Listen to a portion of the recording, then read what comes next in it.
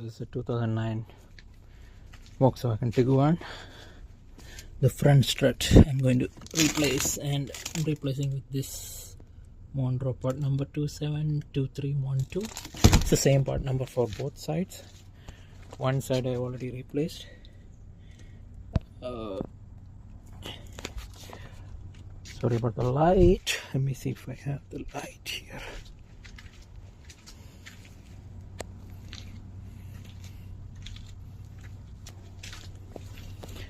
Okay, so this side I already replaced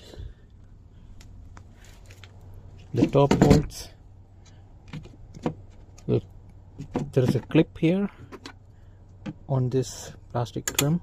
Once you remove that, you will be able to move this out, and then you can see the 13 mm top bolts. 3 bolts are there. So this side I'm removing. I already removed 2 bolts. This side you cannot totally remove it. There is a clip also here. Once you remove the clip, because of the wiper, the trim won't be able to come out, or the cowl won't be able to come out fully, but this space is enough to use a short extension and ratchet. So I left 1 bolt there, and then I removed this bolt here, which is a triple square bolt, 14 M14 triple square bolt. This is the bolt. The nut is 17 mm. So 17 mm nut I removed. Then after that I used a spacer punch to put it in that groove there and spread it out. And then I left a jack underneath so that it will just support that, and you have to lift the body pretty high so that you get enough room there for the struts to expand. And then I just beat on this sway bar link connection bracket there. So the sway bar link also again 17 mm, and sometimes it will be tricky, it won't come off, so you will have to use an adjustable wrench or something to just hold here and then remove the nut. So this is almost out. Just have to lift it and take it out, or maybe the body I have to lift it a bit more so that I get enough clearance to lift it and take it out. And why I'm supporting with the jack here, it is to put the new strut in the same position as it is. Now the steering is all the way to the right. I turn the steering all the way to the right. Make sure you remove the sway bar link before turning the steering. So once you turn it all the way to the right, you will get a little bit more of room there. It's a bit difficult and hard because it's a shortcut. It's not a normal way to do it. The normal way, you might have to remove the lower ball joint, the link, the steering link, and all the stuff. I mean, it's a bit more work, but it will be a lot easier to do it in that way. But this shortcut, it will work also, as long as you have enough room to play with. And especially you have to lift it as much as possible.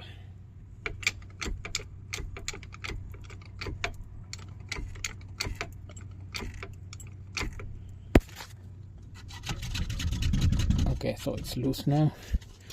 Roll it here. Okay, it's coming out. I don't want to move this assembly because that's the whole trick. The whole trick is on that assembly there. If you move this, then it's all gone. The alignment is gone. Like, it's not the alignment, it's just that position where it's resting, so that for the new strut it will go in easily. And the new strut, you want to put it in and put at least 1 bolt first on top, then try to align it and see if you can get it in. And once you start it to go in, then put the second bolt. You don't want to wait to put the second bolt, because the second bolt will be a lot harder if you don't put it in before you completely insert into the strut mount here. So as you can see, I have already put in 2 bolts. They are not tight, it's just 4 or 5 threads in, and then the bottom is already in there. So all I have to do is that now I need to just jack it up. But before I jack it up, I need to make sure that I'm aligning that with this slot here, because it will go into that slot there. And the strut, you have to make sure it's sitting completely to the bottom. There is a step at the bottom. The strut's supposed to go all the way in there. So now I will jack it up a little bit and start it going in, and then I will rotate the steering back into normal position, or I will rotate the strut so that the pin is in the slot. Then it should be all good and easy after that. So I jack it up a little bit, and then I move this, like I give some hammering, and it started to go in. I already installed the third bolt and just hand tighten all the bolts on the top, so it will stay safe and secure and no big movements there. With this, now I will try to rotate this strut this way to get it into the slot. Let me see if I can do that.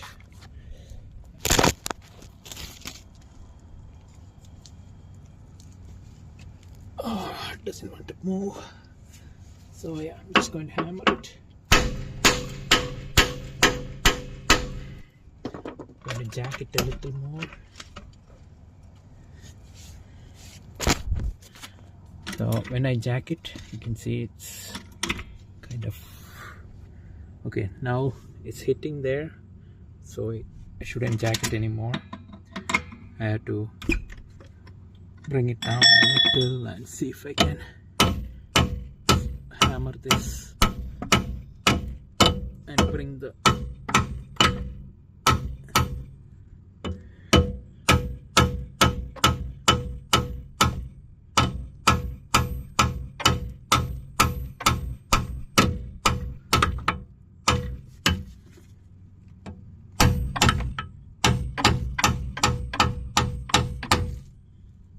almost.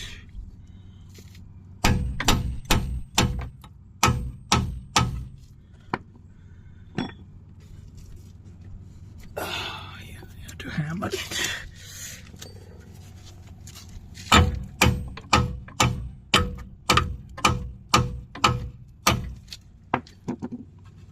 Almost there.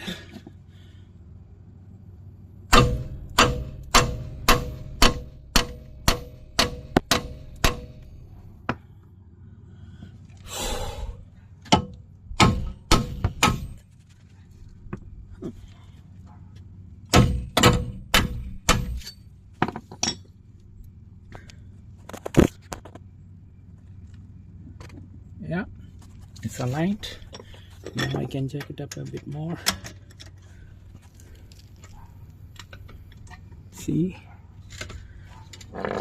so there is pressure on the spring now. Hammer it.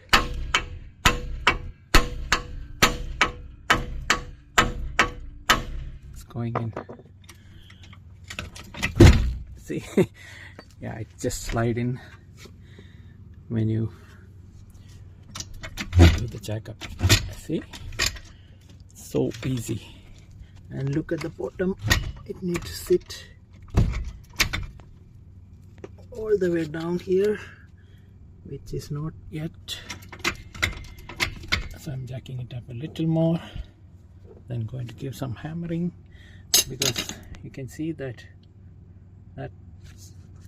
guiding bracket or whatever it is, or it's not only guiding bracket, it's actually preventing it from coming out once you have the bolt in. So it's in the screw hole right now. So let me hammer a bit more. Oh yeah, look at that beauty, it went all the way down. Now you can take this bolt and it goes from back to the front.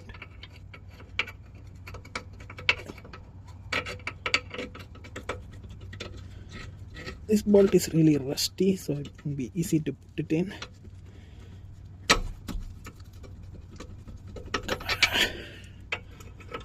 Let me try from this side so that I can get some rust out of that bolt.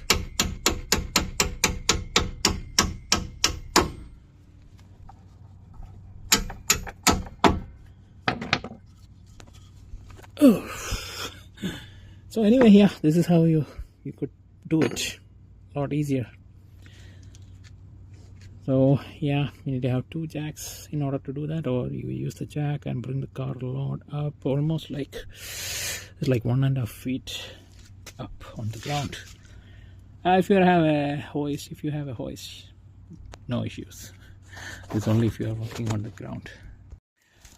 Sorry, there's one correction. You need a 18 mm socket for this struts nuts, and also the same 18 mm for the sway bar link. Then you need a triple square M14 triple square for this bolt, strut bolt.